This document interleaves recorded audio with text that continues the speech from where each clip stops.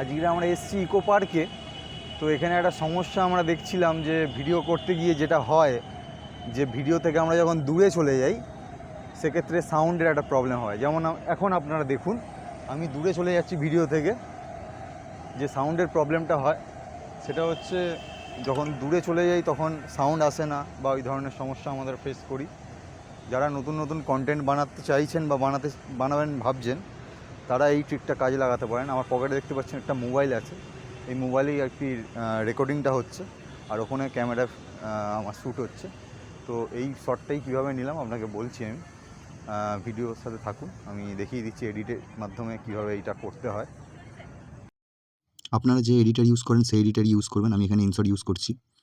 Select করে নেবেন আপনার ভিডিওটা, তারপরে এখান থেকে দেখছেন ভিডিওটা সিলেক্ট করছি। তারপরে ভয়েস রেকর্ড ও ভিডিওটি পাশাপাশি একটু অ্যাডজাস্ট করে বসিয়ে দেবেন। ফাইনাল রেজাল্ট আপনাদের সামনে আছে, দেখুন।